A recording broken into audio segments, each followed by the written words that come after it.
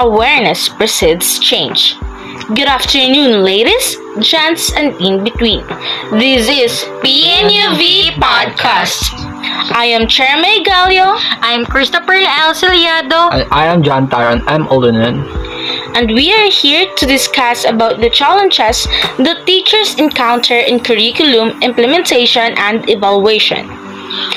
Moreover, how they overcome it and to provide recommendations for the betterment of curriculum. To further discuss this matter, we invited a special guest who have mastery in the field of teaching. She teach in Villasin Elementary School, holding grade 1 students. Let us all welcome Mrs. Fritz Joanne T. We are honored with your presence. Thank you for granting our request, Ma'am. So, welcome to PNUV Podcast. Let us all seize this moment. So, Mrs. T, how are you feeling today, Ma'am? I'm good, Inday. So, it's good to hear that. So, let us all go to the bottom of this. Let us all start with the question. What are the certain challenges that you encounter as a teacher in curriculum implementation before, during, after the pandemic? How was the curriculum evaluation in each period? Many says that teaching is the noblest profession of all careers. This sound exactly true as we mold different minds and souls from scratches to success. Before the pandemic, I, as a first grade teacher, can flaunt many approaches to make learning close to perfection. But this enigma happened, and not I can make a halt out of this universal threat to humanity. Adverse effects of this plague has then came through my mind. The big question posed was, what will happen to my pupils? But we had some innovation that can exactly hold solutions to this catastrophe.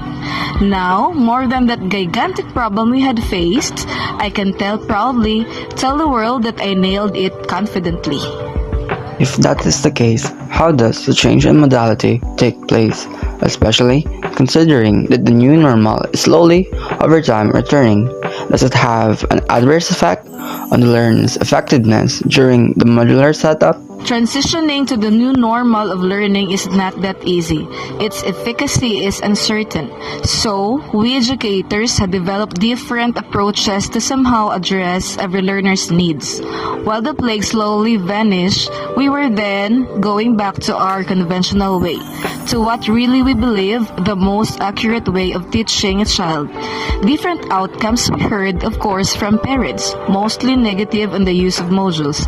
But hear this, we are superheroes and we will and we can do whatever gaps that needs to fill.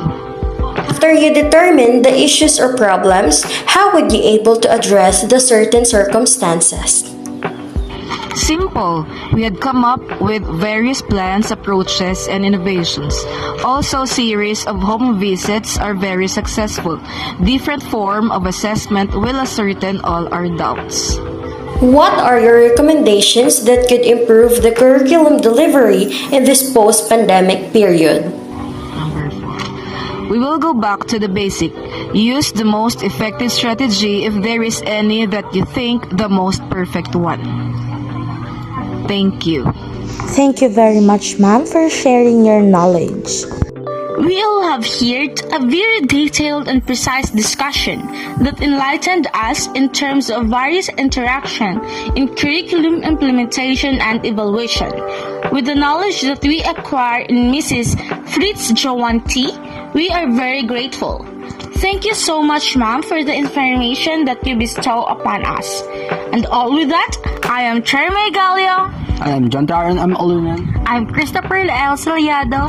And this is the PNUV Podcast. So thank you everyone. Until next time.